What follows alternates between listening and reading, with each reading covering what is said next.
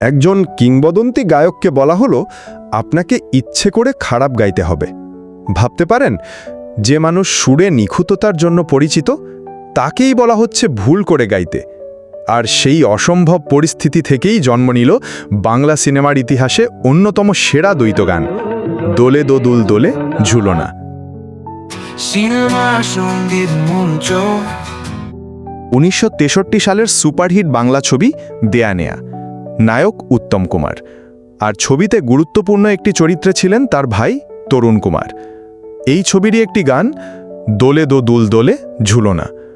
গানটি গাওয়ার কথা ছিল দুই কিংবদন্তির, শ্যামল মিত্র এবং মানবেন্দ্র মুখোপাধ্যায়। সুরও করেছিলেন শ্যামল মিত্র নিজেই, গীতিকার ছিলেন গৌরীপ্রসন্ন মজুমদার। রেকর্ডিংয়ের আগে রিহার্সাল চলছে। সেই সময় পরিচালক সুনীল বন্দ্যোপাধ্যায় একটা অদ্ভুত প্রস্তাব রাখলেন।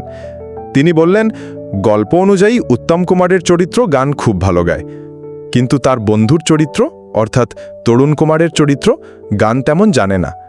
তাই পরিচালক চাইছিলেন মানবেন্দ্র মুখোপাধ্যায় যেন একটু খারাপ করে গান করেন, মানে ইচ্ছে করে কণ্ঠে অপূর্ণতা আনেন।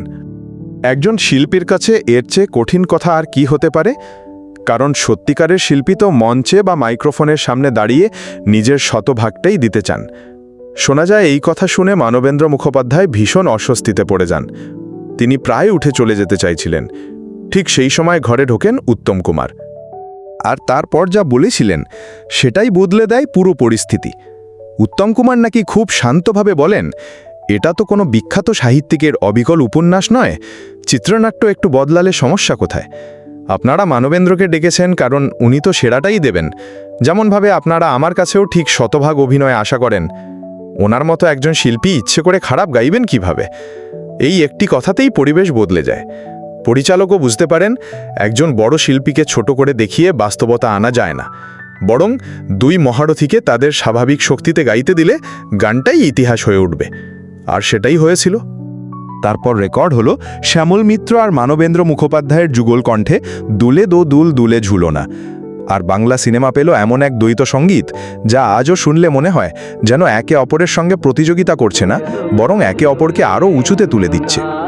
এই গান শুধু সুরের জন্য বিখ্যাত নয়, এটা শিল্পীর আত্মসম্মানেরও গল্প। একজন গায়ক বলেছিলেন, আমি খারাপ গাইতে পারবো না। আর একজন মহানায়ক বলেছিলেন, ওকে খারাপ গাইতে বলবেন না। সেই কারণেই হয়তো আজও গানটা অমর। আজকের দিনে এমন সম্মান, এমন শিল্পী সুলভ বোঝাপড়া কতটা দেখা যায়? আপনার কি মনে হয়, শ্যামল মিত্র আর মানবেন্দ্র মুখোপাধ্যায়ের মধ্যে কার অংশটা এই গানে সবচেয়ে বেশি ভালো লাগে? কমেন্টে অবশ্যই লিখুন। আজকের গল্প এখানেই শেষ, কিন্তু এমন আরও অজানা আর অবিশ্বাস্য সঙ্গীত গল্প যদি আপনি জানতে চান, তাহলে সিনেমা সঙ্গীত মঞ্চ চ্যানেলটাকে সাবস্ক্রাইব করে বেল আইকন অন করতে ভুলবেন না, কারণ পরের গল্পটা হয়তো আপনার প্রিয় গানের পিছনে সত্যিটাই বদলে দেবে।